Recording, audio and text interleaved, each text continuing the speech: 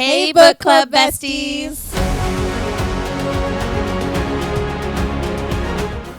From Scrubs to Book Club, we're two burnt-out healthcare workers who love to yap about books. I'm Katie. And I'm Star, and welcome to Aimless Attention Podcast. Today, we are going to be diving into the Dark Forces Duet by Moronova. This is Your Knife, My Heart, and Your Blade, My Back. This is my favorite so far in the Dark Forces universe. We have Bulletproof that's going to be coming out in a couple of months that I'm super excited for. So we'll see if it will overcome my love of Cameron and Emery, but we'll see. Yeah. I don't know. What are your initial thoughts on these books, Star? On the Audible, oh my God, his voice is just like, oh, please talk to me. I was literally squealing every time he talked. I was like, this is not normal. He started talking and I was like, ee! In the car. Did you say it's the same people on Audible? Yes. It's the same as Leave Me Behind. And you and I hated Audible. It was so boring. I was like, 5 speed, whatever I could get this book over with. I know. You and I were both like, I had read the physical copy of Leave Me Behind first. And I was like, why is this so boring? Because I loved Leave Me Behind when I read it as a physical. And then it was, no. But this one on Audible was like, ooh, mama. Yeah. I was dying. I was like, please keep reading to me. It was very, very good. Yeah. So this is a prequel to Leave Me Behind. It takes place 10 years before that. And we covered Leave Me Behind at the beginning of Dark Romance Month with, by the way, it's April, it's Dark Romance Month. This is actually our last episode for Dark Romance Month. We're not going to stop covering dark romances, but we won't do all of them in a month coming up. But kind of fun. It was fun. I've been having a ton of fun doing these dark romances. So this is, again, set in the Dark Forces universe. We talked about the Dark Forces and Leave Me Behind. That's kind of our establishing book where we learn about what the Dark Forces is. I never noticed it says the Dark Forces will eat you up, pretty girl. Yeah. Well, he says that to her. Who are you really? Mm-hmm. I don't remember that. Yep. He says it to her in the book. He also says it in a way that, you're too busy listening to... He said you weren't listening to his words. You were just like, yeah, okay. It's so true. But yeah, we got our establishing. The Dark Forces are the underground military. Yes. We learned that in Leave Me Behind. And when we meet Cameron and Emery, we are actually, the prologue is Cameron's POV. And he's on a mission. Cameron's problem is he can't stop killing his partners. No, I thought that was the worst way to open the book. I was like, yes, let's just, crack your head with a rock and it'll be fine. I don't know. I love this. Again, spoiler warning for Leave Me Behind and for this. Anything in the Dark Forces universe, which is just currently the 3 books that are out, because there is a massive reveal at the end of this book that will be spoiled for you if you don't read Leave Me Behind first, or listen to our podcast about Leave Me Behind first if you're not going to read that. You can get all the details there. But so we meet Cameron and he's doing his thing in the Dark Forces. They're in the field on a mission, and he's sitting there staring at his partner going, man, there's a spot just on his neck where he didn't put his armor on properly, and I could totally decapitate him. And he's like, but I'm not going to do that. I'm not killing my partner this time. The fact that you have to think that, terrifies me. He's like, I'm not going to do it. Then he blacks out. He walks back in after the mission, and everyone's staring at him. And they're like, seriously, Cameron? And he's like, what? Yeah. And he looks down. He looks down, and he's got the head of his partner. And he's like, well, shit, I did it again. To be honest, though, I would totally decapitate, I'm totally down. I'm like, let's do it. Why are we still putting up with you? I just love, I think one of the, why Leave Me Behind, or not Leave Me Behind, but why Your Knife, My Heart, and Your Blade, My Back are my favorites so far by Moronova are just because Cam and Emery are both the level of fucked up that they match each other so perfectly. I think there were times in Leave Me Behind where I was like, Bones and Nell were both fucked up, but there were times where you're just like, Bones, dude. And it was a bully romance, so it was a slightly different situation. I like the bully romance. I don't know. The bully romance was, this is how I flirt. It was good. I'm sorry, I was flirting. So Cameron basically gets told, all right, buddy, you get one more chance to not kill your partner. He has actually been on, the Dark Forces have been trying to find a way to make, testing these experimental drugs on Cameron. They're trying to make essentially these super soldiers that don't feel pain. They can see better in the dark. They're extra strong. I know. But the sad part is I feel like this is a real thing that would happen. Right? Whether or not it's in the Dark Forces or not, I feel like our government's always like, hey, you want to try experimental pill? You want to try something something fun. So Just Cameron, inject it right into your neck. oh my God, all the injections into the neck. I was just like, stop. There are other veins in your body. I know. It's just, there's like something, I think it's because it's like, I don't know, devastating in your neck. I don't know. I just feel like. I think it's just more dramatic in your neck. You know, it's like just right there. And then we get some injections into the heart by the time we're in Your Blade My Back as well. I'm like, I don't know, dude. It better be like the thinnest needle you can possibly find. I'm pretty sure they're giant needles. I know, that's the worst part. Like a 19 gauge. Not even a 19 the gauge. epidural needles. Like a 16 gauge just. He gets told, okay, you are done. So he gets put in isolation like he does. And Cameron's like, I spent a lot of time of isolation. He has like a rubber band ball he's like tossing in the air. He's like, that's all I really have. He's like, it's been like, the last time I did this, it was like 10 days they left me in here. So it's probably going to be about the same. And then we get Emery, she has pastel pink hair. She's like a tiny little cute thing. And she's getting pulled out of her prison cell. So she has... I didn't like the pastel pink hair. I thought it was cute. It just was like, it didn't fit her in my opinion. Oh, really? I felt like she needed to be like, I don't know, more goth, which sounds really stupid. But like, it just felt like it was too, I don't know. Does that make sense? Like she was just too like... gothy to be so like perky. Well, I think it fit her like artsy style, right? Because she was so... Emery had always wanted to be an artist, but her family, the Mavastellis, are this like really high level crime family essentially, and she gets raised to be her family's quote unquote executioner. Which, who the fuck just looks at you and is like, you're going to be the executioner? When I was reading this, I was like, thank you, Daddy, for not being mean to me. Like, who the fuck is like, one day you're just going to grow up and I'm going to teach you how to murder people? I think it was because it was his daughter. That was the only person that he had. It was the Mavastelli heir would be the executioner. It couldn't have been Reed. Like, you couldn't have like picked somebody and been like, hey. Right? Like, because you're loyal to me. I'll teach you how to do it. And we find out later it was her uncle that was an executioner originally, right? So Eric, we'll find out more about Eric later, was actually the executioner before her. So she got caught eventually and she was thrown in prison and they take her out and she's like, where am I going? And they're like, you're going to the Dark Forces. And that's where we get really introduced to the like, we learned about it in Leave Me Behind too, but they're like, hey, you earn your cards after a while.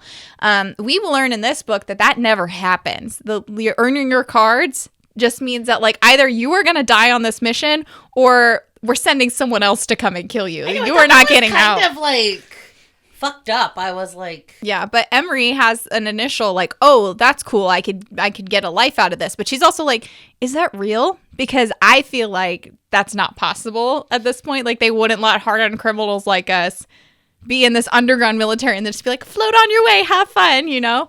So she already has some like confusion about that, but it's also like, this could be my ticket out too. So she's like, okay. And they take her to where Maury is. So this is Cameron is his name, but Maury is his code name. And they're like, okay, you get to go in here with Maury now. Bye-bye. And they shove her into the like padded cell he's in. I guess not padded. It's all like solid concrete. That's how I pictured it. So when you said it, I was like, yeah. That's how I pictured it too, but it was solid concrete. I concrete know. with still like, my brain was still like, you know. I think there were no windows, but there was a skylight, and that was the only light in the entire place. So then when it got dark... vitamin D somewhere. Yeah. So when Cameron needs it, he's like pale as a ghost. And so they're like, okay, survive the night, and then you have passed the test for tonight, and we can send her into the under trials to potentially be your partner. And she's like, what is going on? And Cameron's like, yeah, I kill everybody. I know. Like the first meeting, first words out of your face is, I kill everybody. It's fine. Don't worry. She watches him get a nosebleed. They make it through the night. He threatens her multiple times about how it would be so easy to kill her, and that's going to happen. But, just like biding time at this point. And then they make it through the night and they're like, okay, congratulations, Maury, you get to go back into the under trials, which is like boot camp, basically, for the Dark Forces. And Emery, you are going to go with him and you have to survive the under trials together and hope he doesn't kill you along with all of the other cadets who also want to kill you. I know. I thought the worst part about this is like, yes, they're trained, but like she's not trained the same way the rest of them are. Mm-hmm. So she's just like, great, I'm basically going to follow this guy and hope not only does he not kill me, but these other people don't kill me, but I also don't know what I'm doing. Exactly. In the woods. Where I'm just going to be like, follow the leader. I thought that was the shitty part, was like, hey, Maury, I'm right behind you. I'm right behind you, but also I have a huge target on my back because I have to follow you around too. Yes. And so they get there. The place that they're training in is like completely in the dark. There's like no lights. Once it's lights out, there's no lights. It's pitch black. And then they also find out that there's not enough beds. So I think General Nolan leads them in, or Eric, it was one of the two, walks in and says, "Here's your bed." And they're like, it's what? Like a twin. It's twin bed. Like, it's not even big enough. Like, I don't know. Okay, so I have slept in twins with guys before. Like, you've had relationships. Yeah, with, exactly. Okay? But isn't he like 6-something and like takes up like 90% of the bed? He's massive, muscular dude. She's small, but it's still a twin-size bed. So you're basically like, let me get in those crevices. And she's like, we're not sharing a bed. Like, that's insanity. And then the other cadets walk in, they're like, there's no extra beds. And they're like, we were told this is our bed. And they're like, well, it's not. So then they immediately get in a fight with people. Like, sight unseen, are starting to fight people immediately. The funny thing is, though, so she starts fighting, and she kind of, like, initially is not really going for it. And then she, like, beats the crap out of someone. And then... Well, actually, so Cameron is like, you have to fight me too, because we're a partnership. And so then he kind of like beats down on Emery, and then he's like, you forgot about me. And Cameron doesn't take his hands out of his pockets and beats the shit out of the guy. And everyone's like, oh, okay. And then that's when people start realizing this is Maury. And Maury is known in the Dark Forces. He is a lethal soldier. Is it like tattooed on his neck? It is tattooed on his neck too. So even if you couldn't see him. And the funny thing too is that on that first night when he gets up and leaves, she's like, oh, she wakes up, he's not there. Yeah. And she's like, where did you go? And he comes back and he's got a fresh fade. Like his haircut, everything's like, he's like primed and proper. And she's like, where the hell are you getting like a spa day in the middle of boot camp? Like, he was getting injections and getting new pills is what he really was doing, and then they cleaned him up. But that is really what Cameron's doing, is they're continuing to test more of the pills. He's having to take more and more. Yeah, it's and slowly he's the killing only one him. that doesn't die from it. Yeah. Everybody else takes it, they die. Yeah. So it's like, yay. And he's been on them for like a few years now at this point, right? He's been like cramming. He has to take them like every 4 hours or something like that. Yeah. And he takes, as the pharmacist, this is the part that I was just like, oh my God. He takes random ass doses of pills. He's like, 4 more of the death pills. I'm going to chew them this time. Yeah. I'm going to do whatever to make it hit my system better. Like, doesn't even have water, and I'm just like, yeah. My brain kept picturing capsules, so I kept picturing it getting stuck, and I was like, what do you mean you're going to chew it? I pictured like black gel capsules. Yeah, me too. Like, I was huge how ones. are you gonna chew that shit? Like, what do you mean? Like, you're just going to chew plastic? I don't know. My brain was like... At that point, it's like, crack it open and just start pouring it. Pretty much. And there are other times where he like takes 3 and then like pops one under his tongue. And I'm like, what are you doing, man? I don't know. So obviously, the author was like, I didn't deep dive this. It's just like, literally was like, drugs it is. Okay. Yeah. Everybody knows how drugs work. No, that's not how that works. It's totally random. They're like, oh, you're out of pills. Here's more. And so they've been trying to perfect it. So they obviously don't want anyone else to die. Maury's the only one that's made it. So they're like, well, we obviously like it's affecting like the chemistry of this. I'm like, I want to know. I'm like, why is it killing everybody? What is in these pills, buddy? And he has so he feels no pain. His hair turned blonde, like white blonde. Yeah, like what we call a towhead. Yeah. And he what else? Oh, his blood is turning like almost black, like color. Isn't that like, is it the dye that they're using to make these black pills? Like, what is making your blood black? I don't know. You should not be changing color. He's constantly getting nosebleeds. There's like one time where Emery finds him in the shower, I think, and he like he passes out because his nosebleed is so bad, and so she runs over and helps him. And so they're initially, so they have to share this bed. They're being forced. This is like the ultimate forced proximity book possible. It's just like, here's your new partner. Here's your one bed. Here's all the times that you have to spend together so that Maury makes sure you don't die. Yeah, because doesn't she wake up and goes, there's not a hard cock like behind me or something? And I was thinking, Yeah, that sounds about right. Like, Yeah. Morning Wood's like a normal, like...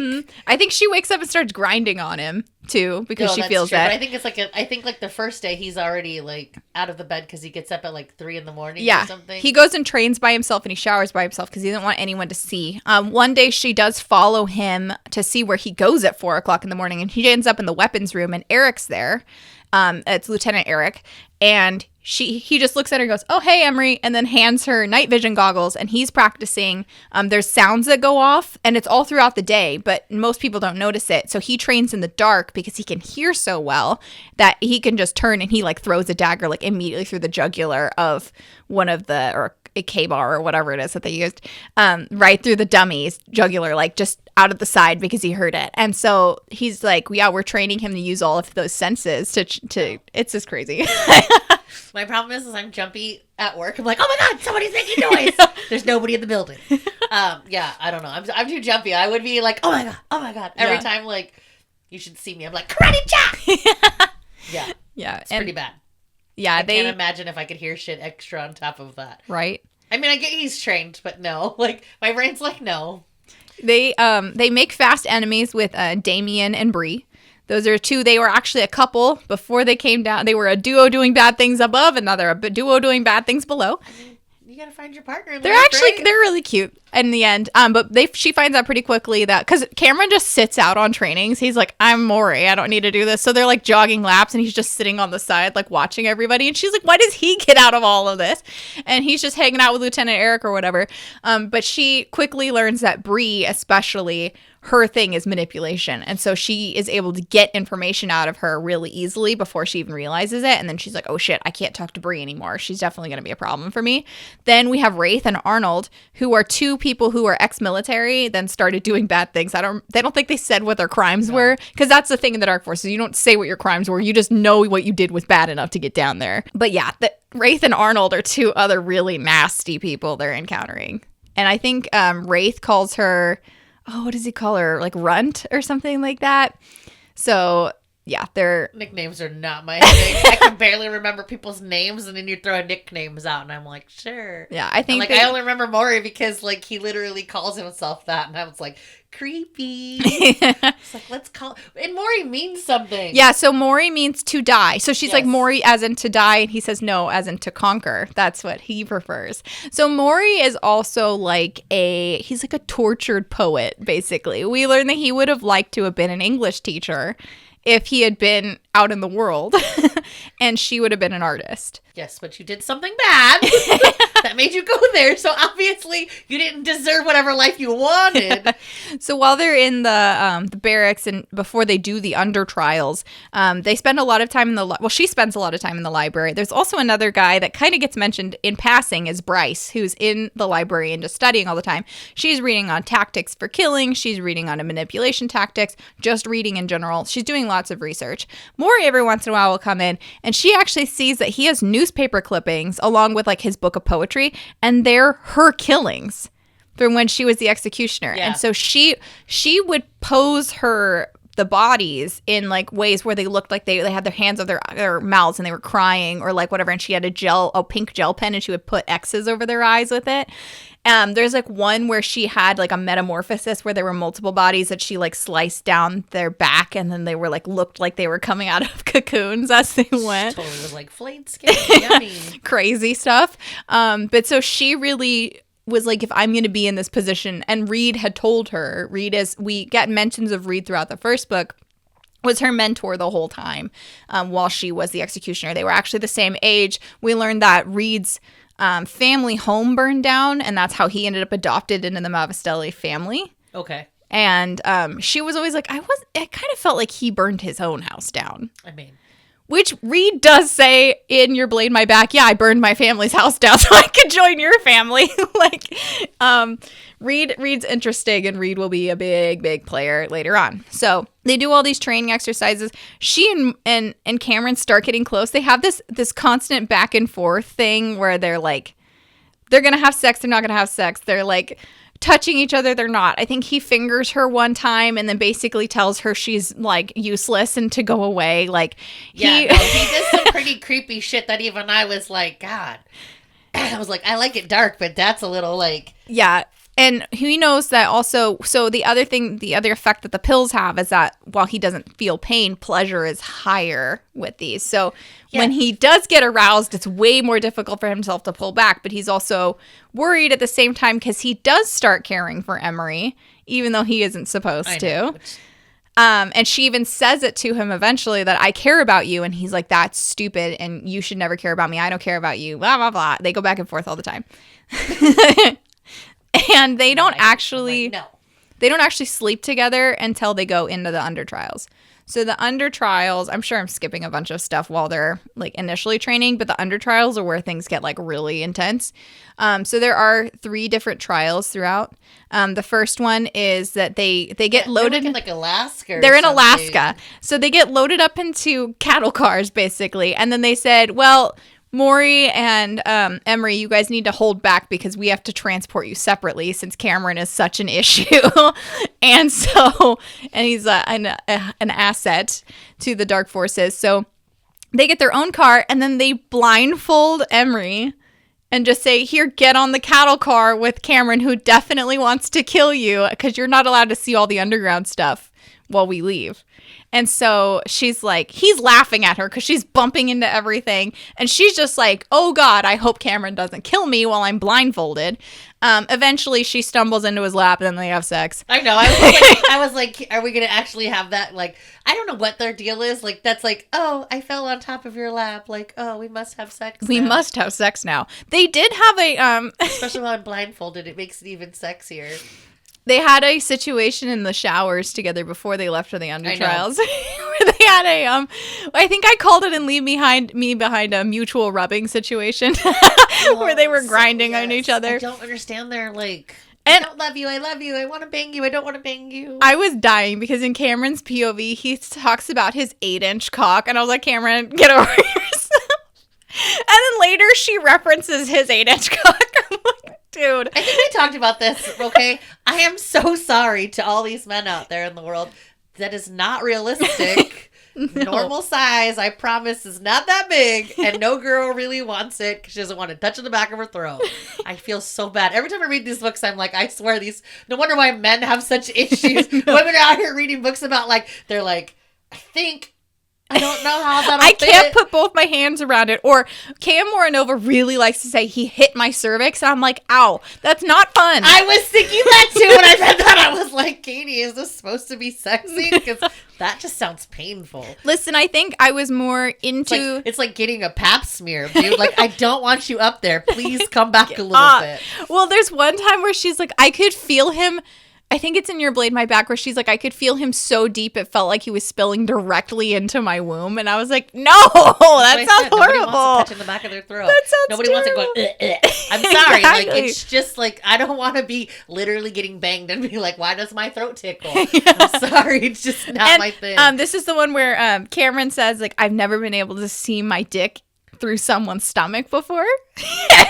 Yeah, that's right. That's right. Because I remember thinking, oh my God, I have to remember to tell Katie that just grossed me out. I could just be like, wee. I don't know, dude. I can't. I was like, no. No. I was dying. So, yeah, I feel bad for the men in the world. I'm raising a boy over here trying to explain. That's not realistic. I promise. Don't worry. Cameron's 8-inch cock is not normal. The expectation is not. Dude, I don't think women know what 8 inches looks like, though. No. Women are like, 8 inches? Wow. They're over there like, holy shit. It's huge. Yeah. I don't know. But so, yeah, that's the first time they have sex. And the first trial is that they have to, they both get masks that match, right? No, is this later? No, they don't get that till Your Blade My Back, where they get the matching. No, they do, because they get the matching masks where they have the skulls on them. The first trial, though, the first trial is that they have armbands that get put on them. They get tracker devices. First trial. I do remember the tracking device. You're right. I think they don't get the masks till later, but they get the tracking devices in there. There's a perimeter, and if they exit the perimeter, the tracking device will explode. There's armbands that have the number of cadets on there, or like the prospects on there. And they have to get the number down to 50 or they start randomly detonating trackers to get down to 50. So there's like a mad race to kill everybody. She and Cameron are obviously teamed up. There's other alliances that have gone on. We go throughout the trial. At some point, she and Cameron end up in this like almost like riverbank type embankment type thing where they're like protected from everybody. She ends up falling asleep. And then she ends up popping up and they both just start killing. And he had never seen her close range killing anybody. And he was like so turned on by how vicious she became. He like finishes killing. He still has blood all over him. And he goes and leans against a tree and he jerks off. And she walks up. Lean against a tree and the other one, doesn't he like sit behind the tree and jerks off? Yeah, like, what and leave me behind is when. What is with her in the tree? Does she just want to fuck a tree? I guess no. She's just over and there leave me like, behind. It was her blood that was on his hands. And so he goes and tree, jerks himself okay? off. Them in trees. No. You just need to find a hole and just be like in the tree. No. I don't know. So he's like just so turned on by watching her kill somebody. And then she comes back and sees what she's doing. And that's when we get the iconic so weak for a wicked thing like me, aren't you, Cameron? Oh. That's what she says to him. And then she's like, fill my mouth. And then she blows him instead. With an 8-inch cock that she can't fit into her mouth. Like, God forbid. She got it like a whole like centimeter. Jeez. So yeah, so that's. I just can't, dude. I just can't. 8 inches is so much. Like I don't even know. And like, in the middle of a trial where you're not even getting that. That's not even deep throating. That thing's still got like 5 inches still out of your mouth. I can't. My brain is like picturing it now. Oh my God! And I'm over here imagining her going. Ah! Okay, so she's taking the microphone's not helping. She's taking an 8-inch cock into her mouth in the middle of a trial. Inches. I'm just making sure that we understand. Literally, the microphone could not. You're just like, ah. It's like maybe the tip. And it's probably the same thickness. The size is. Yeah, that's too much. It's just actually making me like. I'm like, no, Katie. You're like, it won't fit. How do I get it to fit? It's like I have a big mouth. I can't dislodge my jaw. It's like a fucking snake. Just. Oh my God. So. Not only is she doing this, they are in the middle of a trial where they're trying to not get killed and also trying to make sure they kill enough people that they don't get randomly blown up. Yeah. So that's the fun. Yeah, because you have like a certain number too. I forgot about that. Yeah, they had to get down to 50. I was thinking that like all they had to do was survive it, but no, you have to survive it and kill people. And then they had that countdown thing, and they were like, "That's still a lot of people for this hour." And I was like, "What the fuck does that mean?" Because Cameron's been through these trials, so Cameron's kind of leading her through it. Kind of was like, yeah, Cameron's like, And then they get the 5-minute timer and they're looking and there's still like 7 people that need to get killed or something like that. Like, that's a lot of people left. And I was thinking, okay, so all these people, that sucks. Did they just start getting popped off? Like, is their little tracking thing? You just start exploding their heads? Yep, that's what's supposed to happen. Oh my God. And so they also side note, if they make it through the under trials, she learns this way before they even go into the under trials, is that so Maury is on the squad, the Fury squad, and if they make it out, she's the partner on the Fury squad. So everybody else is trying to just get into the Dark Forces to wait out to potentially get put on a squad. So then why did they throw him into this? Because he needed to prove that he wouldn't kill his partner, so they needed to put him in situations where they wouldn't waste all of their time. He was going to take his cock and shove it in her stomach. I don't know what that's about. Well, they wanted to make sure they weren't wasting time and investment into a fully trained soldier just to get killed again. So they're like, if we force you to go through this and we get proof through this trial that you can actually do it, then it makes sense. Otherwise, Maury was like definitely on the chopping block. They're like, you're too much of a problem at this point for us. So they make it through the first trial. They actually do form an alliance with Bree and Damien during that time. Yeah. And they watch Wraith and Arnold doing terrible things throughout the time. So they pick off a bunch of the soldiers. They make it to 50. They go back into the barracks, and then they have sex. They do all the kind of stuff. They argue about things, whatever. They end up... a normal relationship. Katie's like, it's fine. These are normal things that relationships do. We fight, we bang, we fight, we bang. There you go. This is their back and forth, I know, right? It's just funny the way you said it. Like, this is normal. It's everyday occurrence. Emery learns more and more about him. We find out his backstory, because they start getting closer, right? So she doesn't reveal who she is originally, because she's like, nobody needs to know she's going by Maves in the underground, not Mavistelli, which is apparently what was on all her fake IDs. when she was doing all her stuff. So that's where that came from. So much different than Mavastelli. And Cameron actually, so there's a point where he braids her hair. This happens twice in these books where he will braid her hair. Braid her own hair because she was like fucked up. She got really injured in a fight. Her hand was fucked up, so she couldn't braid her hair, and her braids were like her thing. Her pink hair and her braids were her thing. And he was like, well, I used to braid my foster sister's hair, so he ends up braiding her hair. Which I was like, ooh. This one actually was like, this was the moment where I was like, ooh, yeah. Usually you don't like when they do sweet things for each other. No, because that was like, but to me, that was like a big deal. Because like braiding hair is not a simple task. No. And I was like, any man that's like, oh, let me just. Yeah. I don't know. And they're French braids too. This was like, this was like the only time when I was like, ooh. Otherwise, I was like, yeah, whatever. Yeah. It's like the swoon to my heart. I was like, oh, so Cameron. We get, I don't remember exactly where we're at in that point, but regardless of the timeline, he does braid her hair. He says he used to braid his foster sister's hair, and that's when she learns his backstory. She's like, well, how did you end up in foster care? It was because he killed his mom. So he has a scar that goes all the way down his sternum, all the way down to his xiphoid process, because his mom tried to kill him with a kitchen knife when he was little. And he was actually... There are some kids I'm like, like, well, like no shame. There are some children that need it. Like, sad thing, though... They should not have been born. You should be like... Poor Cameron, though, was in the middle of building a birdhouse for his mom. Little Cameron was trying to make something nice for him. I'm sure he was a bad kid, and she was like... I think his mom was a psycho. She had some mental... And so she tried to kill, but she couldn't convince herself to go past the bone, thankfully, so he didn't die. But he did he had fallen down in where he was building the birdhouse, and he took one of the nails and jammed it into her eye, into her brain, and that killed her. So then he ended up in like his aunt's care or something like that, because he ended up taken to, she was like, oh, just stay here. And then the aunt never came back, and they were like, oh, you're going to a home for wayward boys, basically. Yeah, well, because I think his aunt was like, oh, yeah, you have a touch of your mom in you. Yeah, we're going to just set you aside. Yeah. So then he ended up in the foster system. And then one day he ran into Eric, Lieutenant Eric, and he said, hey, I have an opportunity for you. There's this thing called the Dark Forces. I'm going to give you this weapon. It was a gun.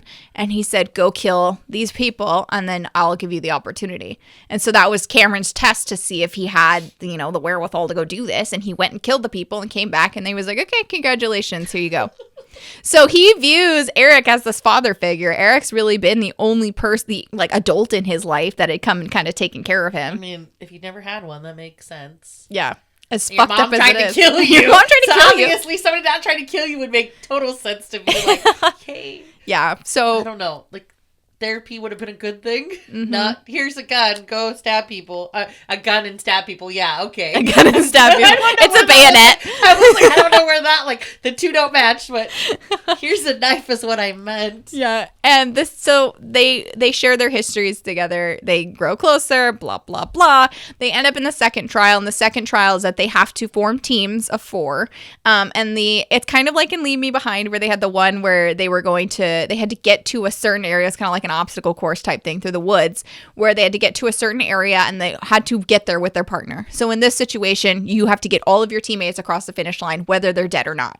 So, and it's dragging fucking bodies. And they're in the middle of Alaska. They have suits on that have heat in them to keep them from getting just frozen to death. Yeah, but she thought about that. Yeah, she's like, how not the hell? Black capsules that don't make any fucking sense, and we're chewing them. But she thought about the warmth of the. I don't know if I would have cared so much about because it gets cold, but when you're moving and you're heated, the snow doesn't bother you. Yeah, but they have to camp out a couple times. So in the second trial, it does take them a couple of days to get out of there.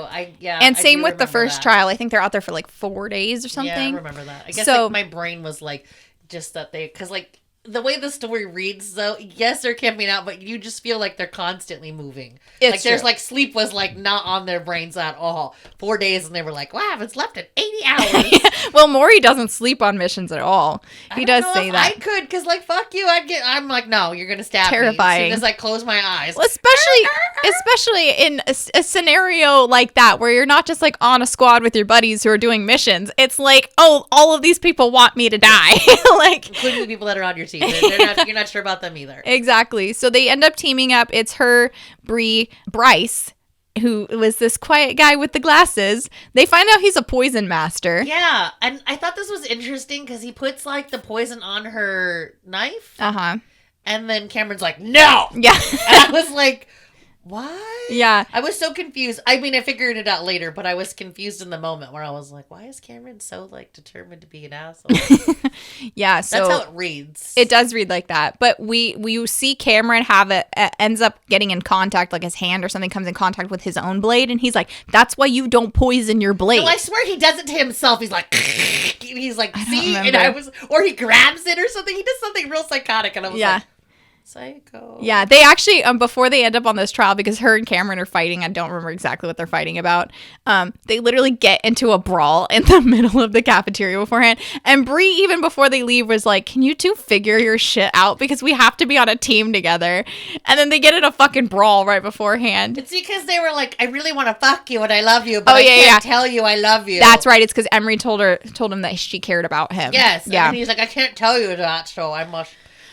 don't care about me. I gotta be honest with you. I'm totally fucking Cameron in this story. I'm like, no, don't tell me you love me. Now I must kill you. I don't know what my problem is. I'm like, some serious issues. Yeah, Therapy did not help. I'm definitely Cameron. Help me, Katie. There are a couple times where she sees Cameron kind of like his pupils just completely dilate. He's in the middle of a killing spree and he turns on her and she's like, oh God. But she's able to reel him back because he recognizes who she is and that he cares about her. Yeah, it's the Cameron. It's the Cam, I love you. Yeah, so saying his name pulls him in.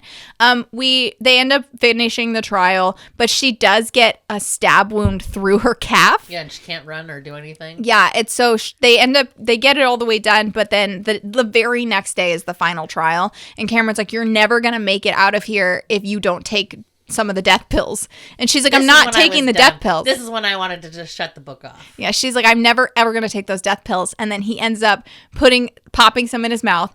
Then he kisses her, and then he pushes the pills into her mouth, covers her mouth, and then massages her throat until she ends up swallowing. Yes, but come on, how dumb are you? Are you really? He put him in his mouth. He's kissing What you. did you think was gonna happen? I was so mad. I was like, he's kissing you, you stupid fuck. Because she was like, oh, he put them on my mouth. Like, that was like her POV, and I was like, what? She's like, oh, he's kissing me again. Not reading anything into it. He's just kissing me again.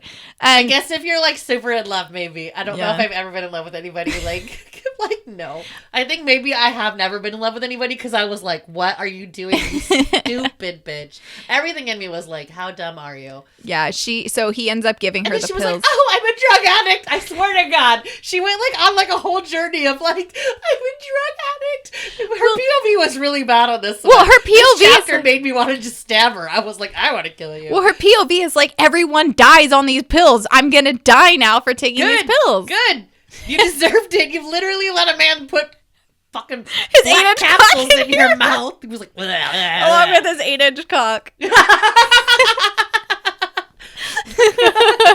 Anyway, so a big thing about the pills that are happening is that so all of the trials are going on with him taking the pills, and then they're leading up to, they've been working on an injection which should replace the pills eventually. So the idea was that you introduce it with the pills, they get your system used to it, and then you have the long-acting injection that should eliminate the need for taking any more pills.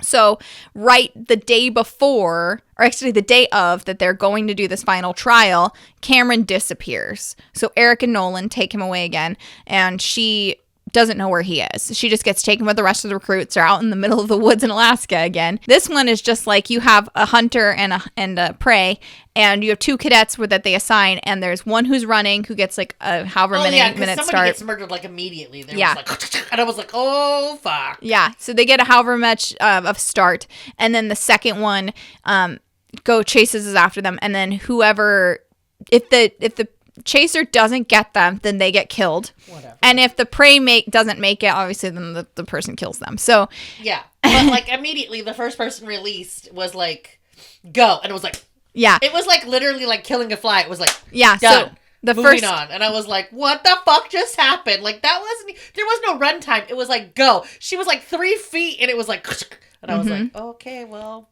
And that much was for that. That was Bree. Yeah, but that one was just psychotic because it was like, release the Kraken. Yeah, Bree. So Bree gets chased down by Arnold. Yeah, but it was like immediate though. Like it would, whoever did it was like, okay, this is gonna take about 3 seconds. Like they knew immediately. Yeah, he had no issue doing it. And that was like, everybody was like, I think people were, especially when you read the book, you're like, Wraith is the bad one who leads everybody. That's kind of like the vibe you get. But then Arnold does this and you're like, Arnold is fucked, man. No. That's crazy. Wraith also has been doing everything with a broken arm since that first night when Cameron fucked him up. Yeah. That happens. And then Emery's the second up with Bryce. And she's chasing Bryce. And Bryce is like, stop. When they get out in there. And he's like, I work with your father. And I'm trying to get you out. And she's like, how is that even fucking possible? That's insane. While she's out there kind of dealing with Bryce ends up getting killed. And then Cameron comes running at her, and he's out of it. He's completely Cameron gone. got the injection. Cameron got the injection. He got the injection right before this happens. They were like, all right, it's time for the injection. And this is when they were just like, yep, just right like, into his neck. Okay, righty. Like, And that's like the worst. I don't know why I'm just like, you know how painful that is? Because there's like everything in there. There's like tendons and muscles, and you're not just fucking stabbing. Supposedly they go right into his jugular vein. Yeah, because you're so fucking amazing at hitting that by just non-medical professionals, like, just right? Like, here you go, you're done. The jugular's so fucking easy to snap into when you're like, oh yeah, that big fucking vein over there. Yeah, right. You're just hitting something. You're just like, I know. Sure. But yeah, he got the injection, and it was his final test to see if he's going to kill Emery. And so he's in a totally wild, he kills Bryce, and then he turns on Emery, and he has a giant rock in his hand, and she's going, Cam, no, please no. And he bang in the back on the head. And you're not allowed to do that ever again. Cam, no. I don't know why. It just is not. Katie's never allowed to say that again. Just did not sound right. Oh my God. I just don't want to ever hear Katie beg again. Okay. Anyways, he comes to, and she comes to. She can see there's him above her head with the rock. Then everything goes black for her. Yeah. He wakes up and he's got a rock in his hand, and he looks down at her, and it's like, oh no, and she's bleeding out of her temple and everything. And then we cut forward. She's in her hospital bed. He's sitting with her, and she's like, oh my gosh, Emery. And when he hits her, he's like, I love you. I'm so sorry. He's carrying her back. He's like, I whispered to her, I love you, because I should have told her when I had the chance. You do it, right? I know. And then with a rock. And then she wakes up, and he's like, oh, Emery, I'm so glad you woke up. And she's like, I'm sorry, I don't know who you are. He deserved it. I was dead. I was like, no, Emery lost her memories. I was so upset. And then I actually wasn't upset. I was like, yes, tell that fucker you don't like him. No, I don't know why. It just was like, you deserved it. You deserved it. Like, you can't hit somebody on the fucking head and be like, I love you. That's abuse. Yeah. I don't know. I had only had, I think, so Your Knife, My Heart, it had only come out. It didn't have Your Blade, My Back yet. And I was like, I don't want to wait for the next book. I was like literally back to back. So I was like, literally this one ended and this one started. So I didn't get that, like, thank God. Yeah. I would have been like livid. But to be honest with you, when he hit her with the rock, I was like, well, I know there's a second book. But like my brain was like, did she die? Like, I know there was a second book, but I was still like, did she die?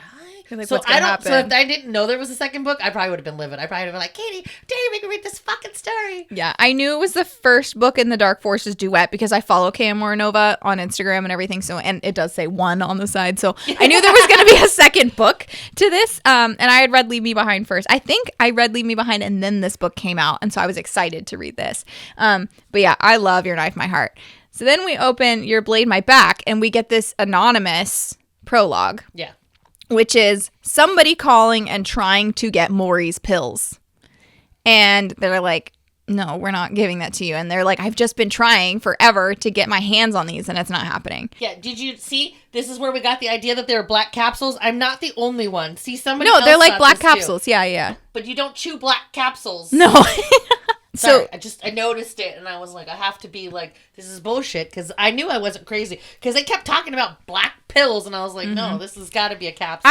As a quick shout out, Kea Moronova designs all of her, well, I don't know if she does the full cover design, but she draws all of her characters, which I think is really cool. And like on the inside, they've got like pictures of the characters. So she's like my ultimate like a author dream because there's so much art in it because she draws them herself. So like every single book has the cover plus like another picture inside. So she like genuinely sees her characters. Yeah, she genuinely sees her. This is exactly how the author pictures them, which I think is super cool. And she like continually will put out like pictures from different scenes on her Instagram story. My friend brought up the other day how you can write a book and not see your characters. And I started laughing and I go, you know what's really funny is I know 3 people that have written books. Mm-hmm. And one of them, their editor was genuinely like, do you know what your character looks like? And my friend was like, no. And I was like, I never thought about that because honestly, well, first of all, I've never written a full book. In my head, I can write a book. But like, it never occurred to me like how hard it would be to see your character. It's really hard. So she was like, the editor was like, you need to picture it and write it because your character is just like, we know she's a female. Yeah. She has some features. I was dying. I haven't finished her book yet, but she did a great job. But once her editor had pointed it out, she was like, yeah, I guess but somebody else had pointed that out. Like, how do you write a book and not know? And I was like, oh, that Hail Mary book. Mm-hmm. The author had said that he couldn't picture the alien. Yeah.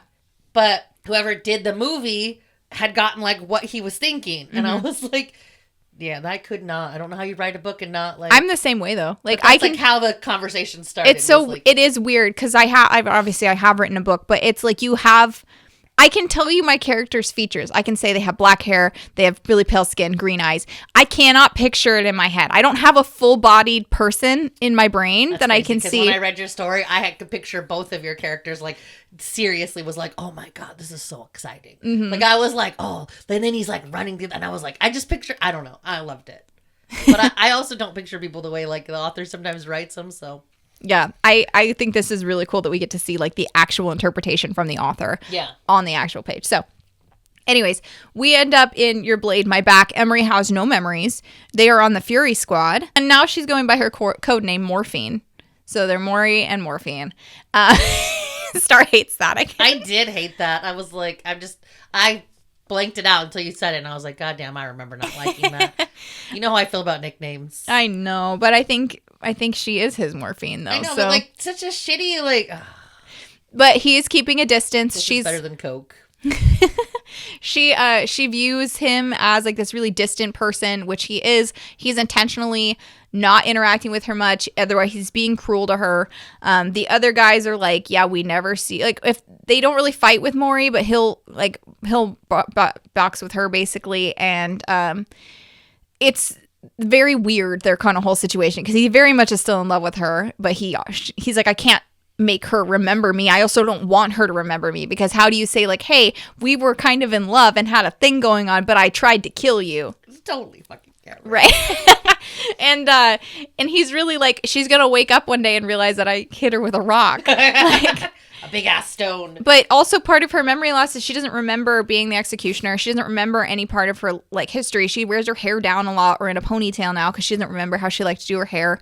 But she knows something doesn't feel right about it. It's just how she's doing it. And Cameron's just like, I hate that she's not her anymore because she doesn't remember things, and it's my fucking fault that I did it. I mean, was it his fault or was it the fucking pills? Like, see, you gotta like weigh out the option on it was definitely the pills' fault, but he's the one who held the rock in his hand, right? So that's the hard part, right?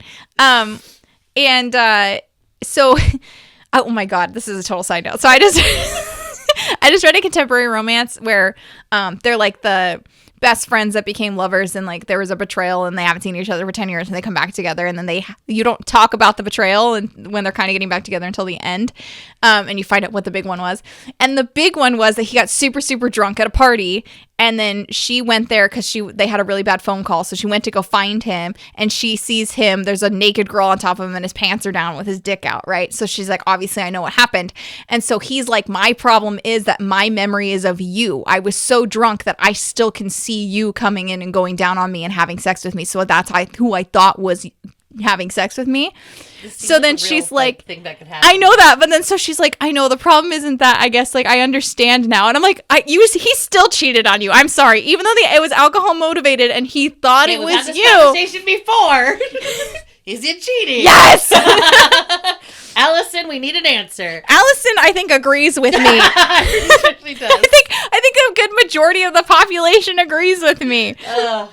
Anyways, that's a whole side note, but I don't know why this just made me think of that. It's like, it was the alcohol. I thought it was you. I don't know. I wasn't buying it when I read that book. I still love that book. It broke my heart. Anyways. Everything back. Katie's heart. I can't wait till we film the next one we're going to film because you're going to, yeah. Okay. Anyways, back to what we're talking about today. Aimless Attention. Aimless Attention podcast. We just need a jingle that we just throw in there. Every time we get off topic. I'm totally down. I'll make it. We'll just figure it out. Every time we go off topic, it's just aimless attention. And then we flip back to what we're actually doing. Okay. So they're training and stuff. They're kind of building a rapport as a squad. And Lieutenant Eric is their person in charge of their missions. They end up finding out that they have a massive mission that they're going to be going on. We learned in Leave Me Behind that Mission Black is 2 levels below Mission Red, which is like, Mission Black is like, you're not coming out of this. That's the plan. And, side note, we found out that Arnold ended up on Riot, and Riot Squad is the squad that goes and kills other Dark Forces squads, and everyone's like, that makes fucking sense, and Arnold ended up on the Riot Squad, of course, because he's so, like, just doesn't care about killing people. But that's a whole side note. They're on the Fury Squad. I can't. This one I'm, like, not thinking straight on. So I'm enjoying it. I'm like, this is totally us. This is how we talk to each other. I know. We're like half sentences. Did you follow what I was saying? You see my text messages. Half the time I just send a question mark back. I'm like, Star, what were you talking about? I was totally in my head, had the whole conversation, and 3 words came out.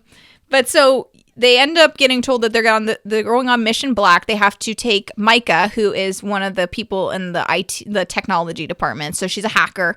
And they have to go into this place and get a flash drive. And they have to escort her in and get her out. And Maury's like, it's almost impossible not only to escort someone and make them not die, but get them back out. Like, it's just not a thing. Like, we can usually get a hostage out or something. He's like, but trying to actively get someone in who is not trained is really difficult in these situations. I can't even imagine. So, because I would be screaming like a little bitch the whole time. You'd have to literally duct tape my mouth and drag me through, because if I didn't know what was happening, I'd be like, like, literally, I would just be a fucking, and I would not be moving. I would just be like, And Maury, so I can't even imagine. Like, every time I read this story, I was like, that bitch would be tied up and I'd be dragging her. Yeah, like, shut up. So Micah, she's obviously done some bad things too to end up in the Dark Forces, but she's not like in the fighting section, right? They're using her for her technological knowledge. And she and Emery kind of bond a little bit because there's the only other female there. So she's like, oh, it's kind of cool. I get to talk to a girl. And she's like, hey, can you get into Eric's laptop so we can see like what's going on? And so they do. They find out some more information about what they're doing. And then she and Cameron start kind of bonding. She is starting to get little flashes of who she is again. She gets flashes about Reed, and just like her killing people, all that kind of stuff. While they're on a military base, they end up going above ground before they end up going on this mission, and they get tattoos. Maury doesn't get tattooed, but the other guys do, and then she asks for just a wispy line from the back of her neck all the way down to her tailbone, and she's like, oh, that's interesting, like, why? And she's like, I just keep having this image in my head of slicing down somebody's spine and then flaying open the skin. And she's like, and I don't know why, but that's just like in my head, and I think it's kind of beautiful. And And Kate, the tattoo artist, is like, somebody's not beautiful. And Kate, the tattoo artist, is like, that's kind of fucked up, but all right, sure. So she like gives her the tattoo and everything. They go on this mission, and Emery is a bit unhinged. So she actually started taking the drugs too. Nolan came up to her and was like, would you like to try this? And Cameron's like, don't do it. And she's like, yeah, I'm going to do it. Why not? And then Cameron's like, you never would have done this before. And she's like, you shoved it down my throat, you fuck. Oh my God. And she's like, huh, it's almost like you're acting like you know me, Cameron. Like, what are you not telling me, Cameron? And he's like, we're not doing this. So he keeps hiding from her.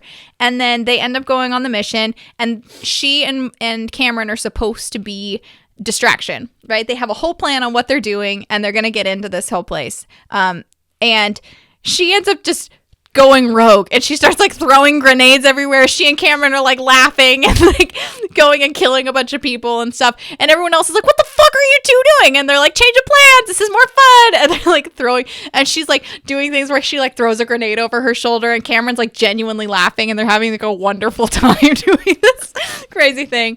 They get in to the building that they're going into, and she's like, I think there's a secret compartment here. And she like is, again, she's like, I don't know why this place feels familiar. Later on we find out that it's her father, one of her father's places that they broke into. And then when she gets her memories back, because they sneak into a room, she realizes that is a room she stayed in. It was her room. When she was on missions to different places, she had like little rooms that she would stay in. So that was her bedroom. She's like, why does this feel familiar? And then she ends up remembering. Yeah, this is when she starts having like full memories. Yeah. And so she's like, wait, I know this. And then so they get Micah out, they do all that. Then she finds out that it's her father's information that they got. It was all the bunker information from his stuff all over the world. And this is not only because the Dark Forces are interested in acquiring the bunkers, which in Leave Me Behind, they do end up in a Mavastelli bunker. Yeah. And the other reason is because Eric, we will find out later, is the half-brother of Greg Mavastelli. Which I thought was really interesting, actually. I was like, this is really creepy, like, twisted.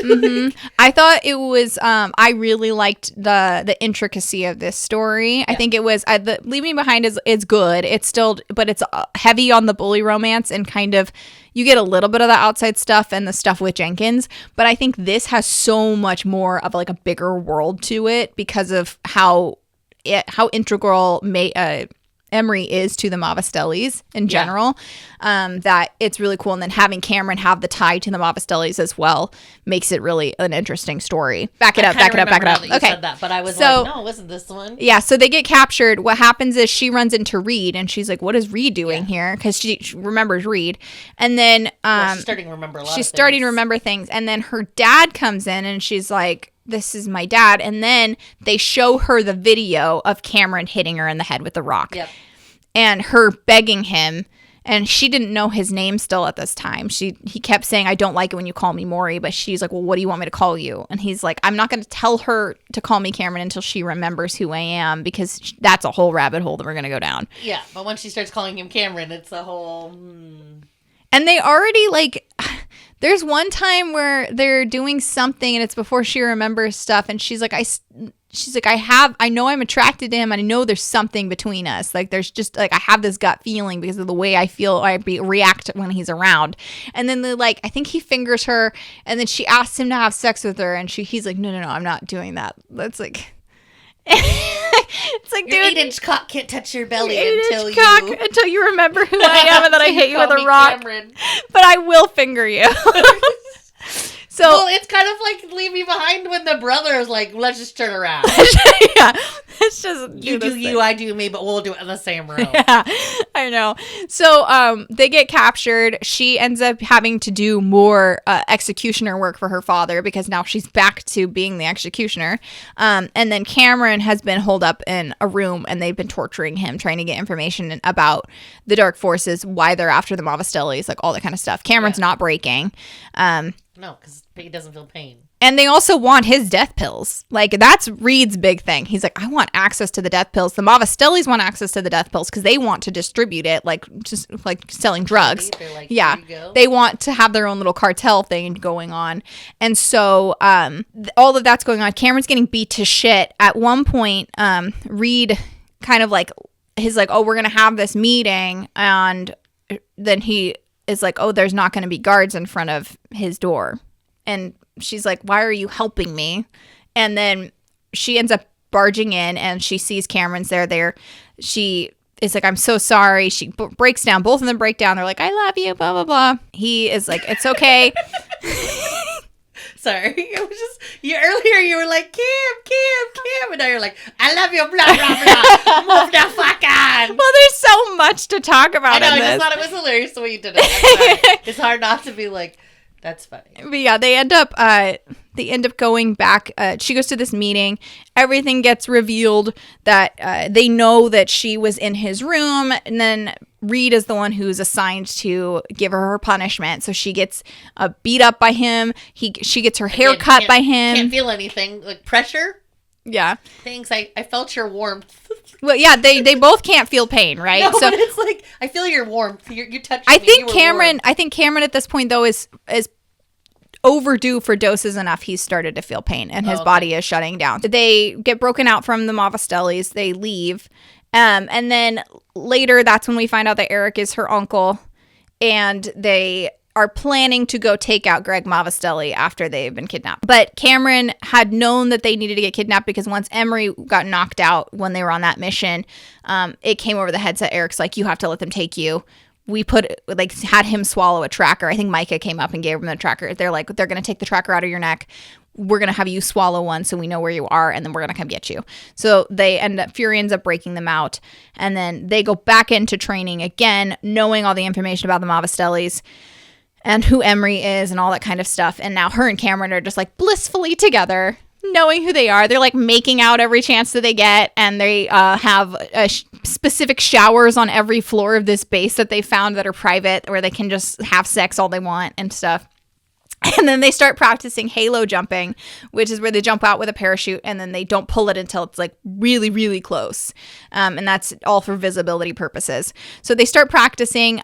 They lost a couple people on the first mission. And so they end up bringing in Damien and Wraith. And they're all like, oh, good, we have to work with Wraith. But they end up all kind of bonding together.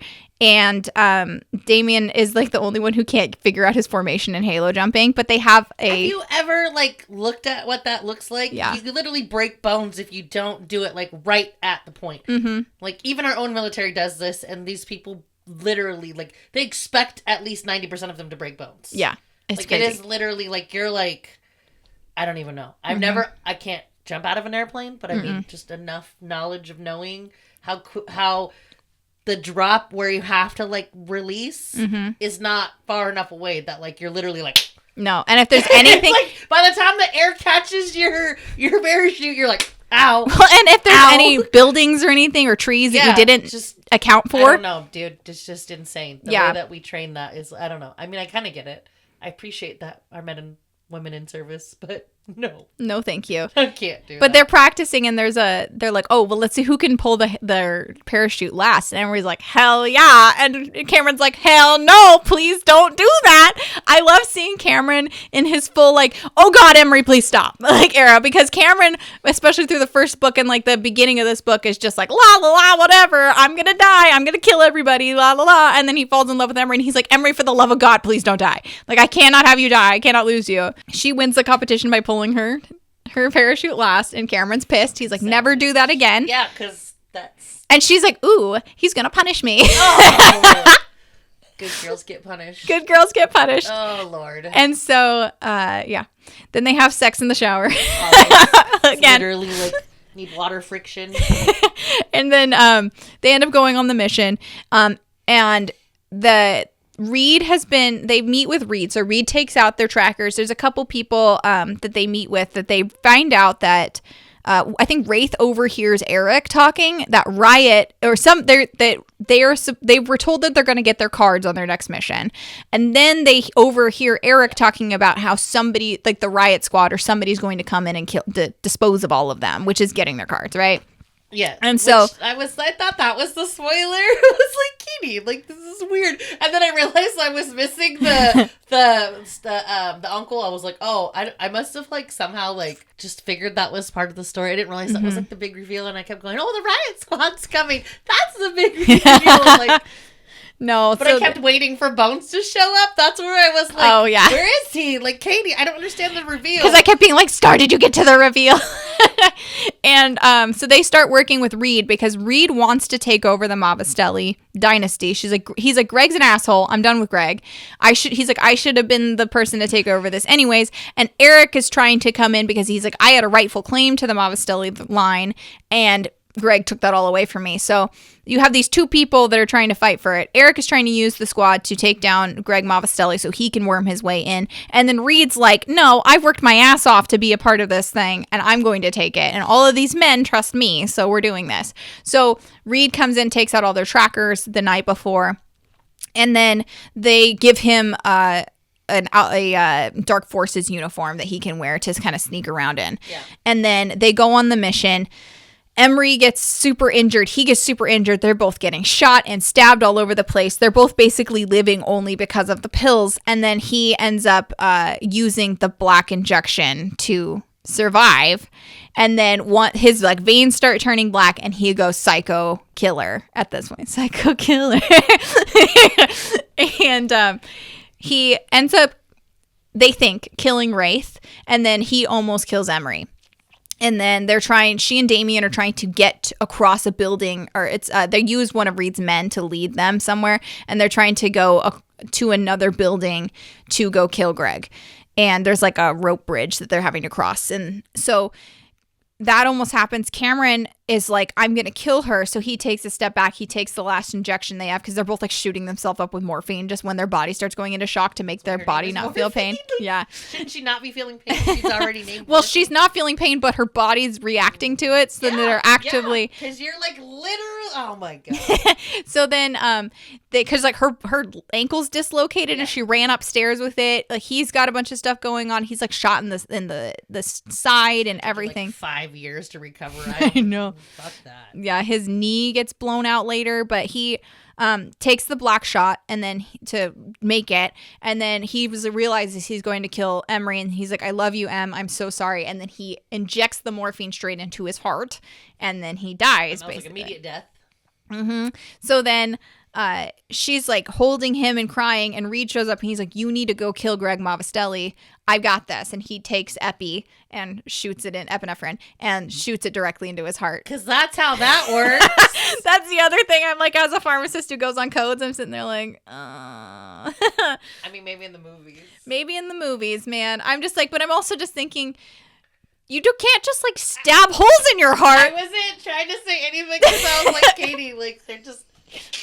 I get it. The injecting into the neck, injecting into your heart, it's way more dramatic. But when you think about the trauma you do to your heart by stabbing a needle through it twice. I can't, dude. I can't, like, just, no. And one round of epi isn't going to bring him back. No. It's not like he... No. I'm like, he would have probably been... literally given 10 shots and still watch people just be like, ring. I'm like, we probably would have been better off just Narcanning his ass.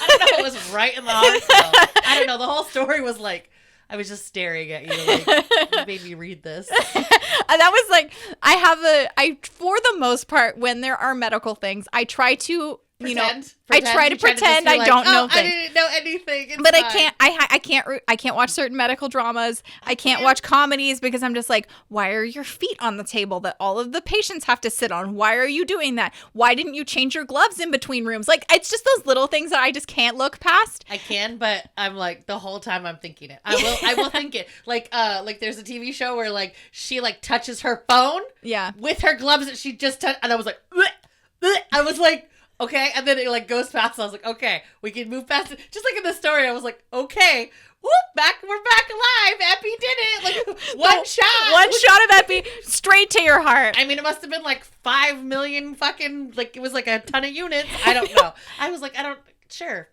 I was like, definitely not 10 units. I was like, that's got to be more than 1 amp that we just gave him. What are we doing here? I just was like, keep going. That was the one that I was like, yeah, we're going through. Oh, this is crazy. Oh, he injected morphine to his heart. Okay, that kills him right away. Okay. Immediately. Sure. And then I got epi, and I'm like, okay. I was just like, okay. Chest compressions? No, is his airway clear? She did a good job. She at least knew epi was the right one, all right? Yeah, I mean, that's true. At least she wasn't like coming up with... Anyways, Reed's like, I got this. So Cameron is revived. And she ends up going, and when he wakes up, he's like, I have to get to Emery because he hears her scream. And he also hears on the headset, morphine is down. We repeat, morphine is down. And so morphine knocked you out and killed you. Like, what the fuck is this? And they thought Cam was dead because she's like, he's down. We need like whoever was their medic to come up. And they're like, no, you have to go kill Greg. That is not the deal. Like, this is a mission black. You have to go finish your mission. So they go in there.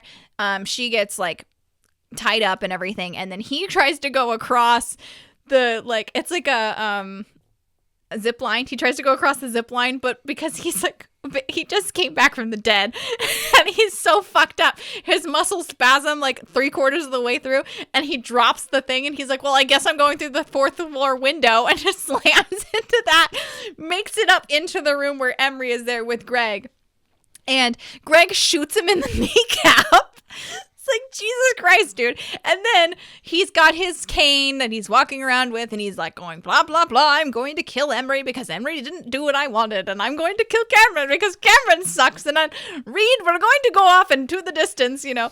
And that's not how the audiobook portrayed it. Totally like, don't make sure you listen to it, not Katie's version. We've already, Star points out every time that she's like, don't listen to Katie do an audiobook. I had somebody ask me if I was going to do my own audiobook for my book, and I said, nobody wants that.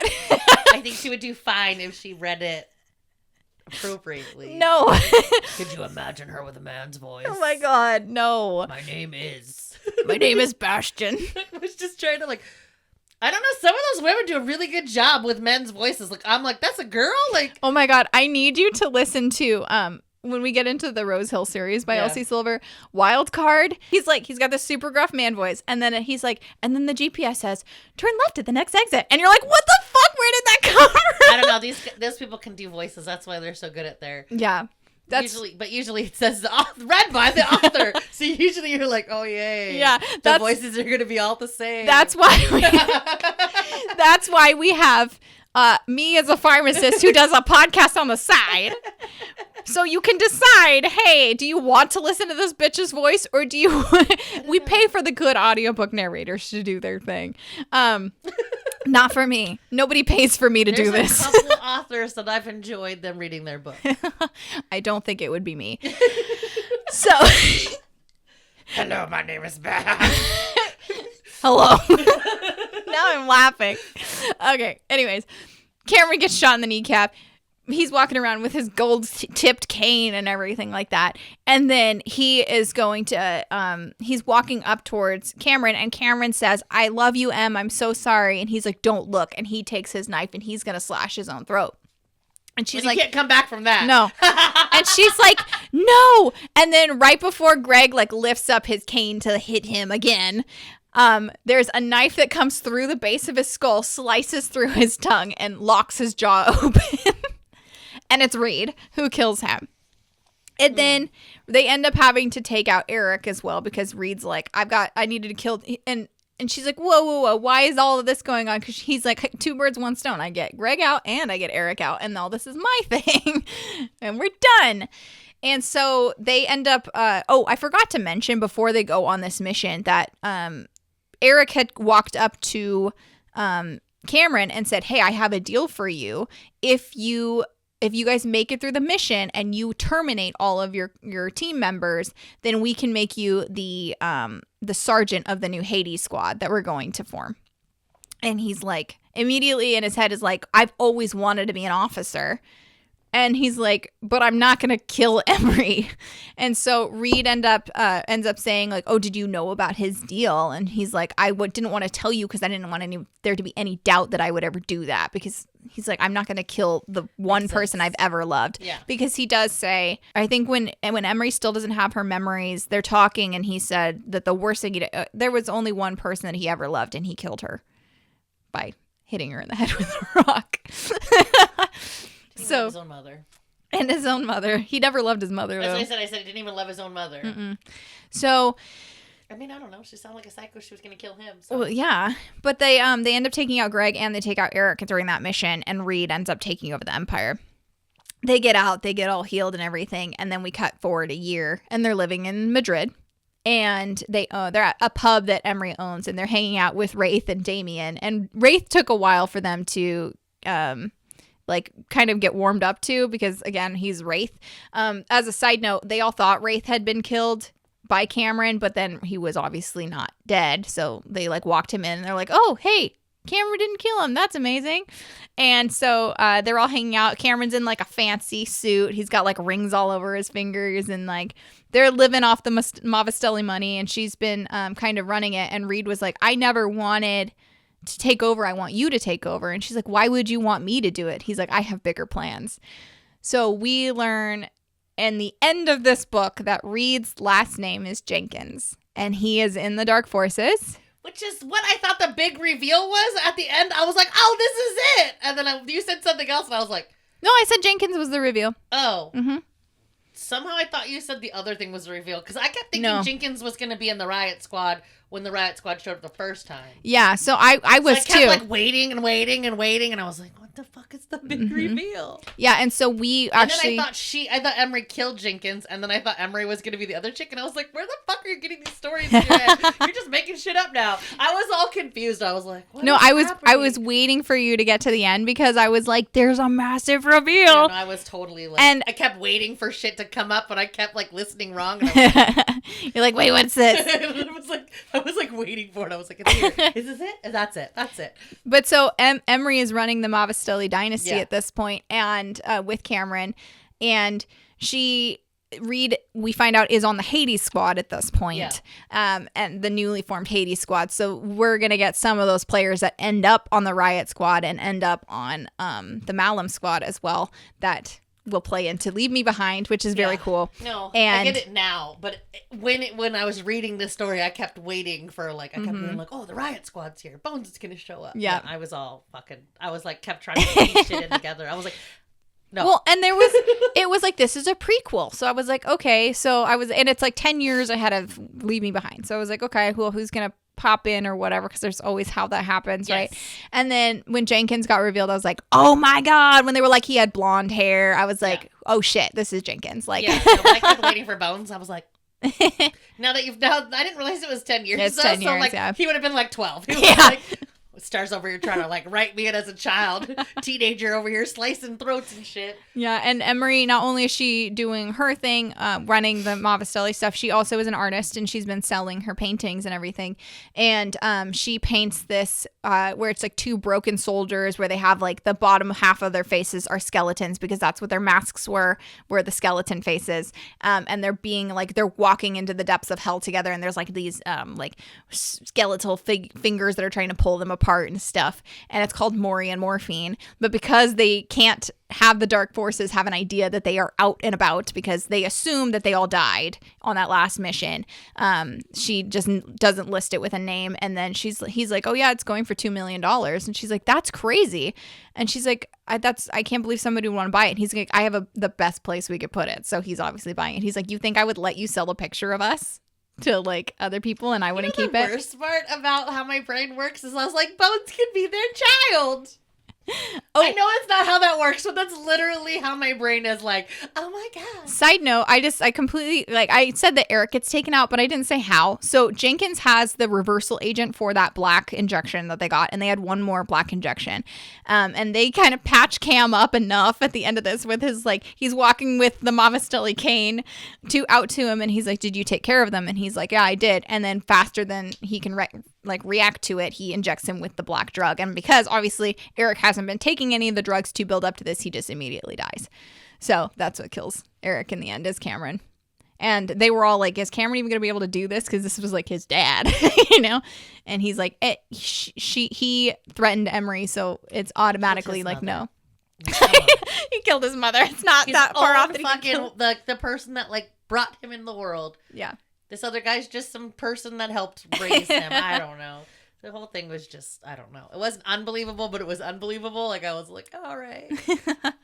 Yeah. So that is the Dark Forces Duet, and that gets you built up for Leave Me Behind, which is funny that you do have to read them in the other order, I think. Otherwise, you get like stuff revealed to you that I don't think I think we're going to get into, if KM Moronova blows up enough, I think we're going to get into a not as aggressive debate of, do you read Assassin's Blade first or third type situation? Do you read the Dark Forces first, or do you read Leave Me Behind first? But the problem with the Assassin's Blade first is it, like, to most people, to almost everybody I ever talked to except for myself, is that it's just not one of their favorites. If that was the book they had to read, they would never get further. Mm-hmm. So, no.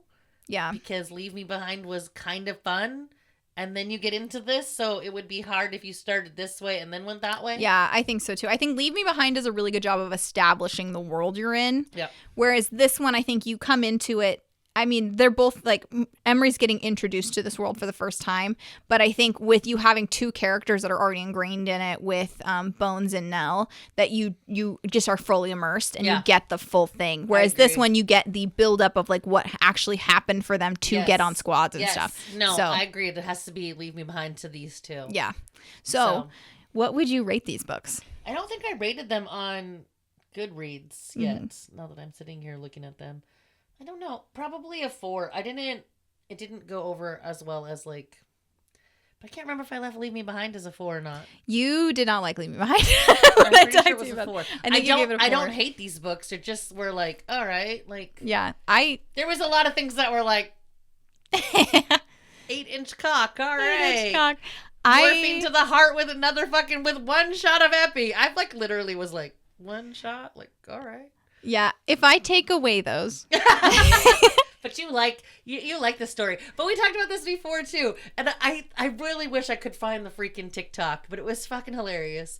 I don't remember the story, but I remember how it made me feel. That's really the beginning, the end. Like, I had feelings through it. Don't ask me the names of the characters, but I felt it. Like, exactly. That's how I feel sometimes when I'm reading some of these books. So sometimes, like, I'm like, yeah, I know. I talk shit the whole time, but, like, genuinely, my feelings while I was reading it. Well, and my thing, too, is that, like, I can be persuaded by the ending of a book.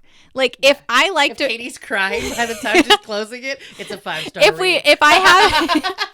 If I have an ending that makes up for the 3/4 of the way through where I was upset about the book, then I'm like, it's a 5-star. Yeah. And then like I'll talk to my friend who we have a 2-person book club, and I'll be like, I rated this 5 stars, and she's like, I hated this, and this about it, and I was like, I hated that too.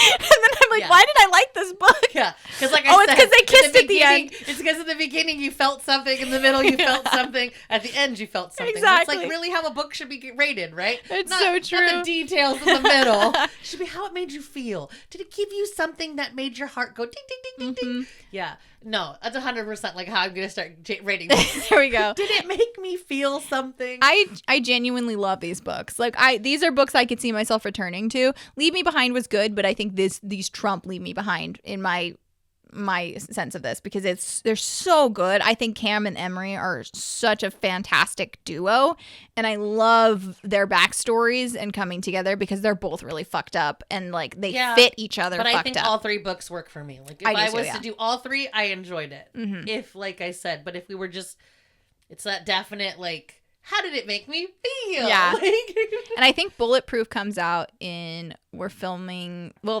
this for April because it's April. It's Dark Romance Month, but I think it comes out either April or May. So I'm really excited to go back into the Dark Forces. And that's actually a small town romance Dark Forces thing where they're like undercover in this small town and he falls in love with a girl. And there's like drag racing and all this kind of stuff. So so many stories from my history from that one. That'll be a good one. You'll have to let us know if you want us to cover Bulletproof, because I think we have that as a potential that we might cover this year. So let us know in the comments. That has been our coverage of the Dark Forces Duet, and that is the conclusion of our Dark Romance Month. So that's kind of crazy. If you enjoyed this and you enjoyed our special month, please let us know in the comments if there's anything you'd like us to cover. Please let us know. Send us a message, whatever.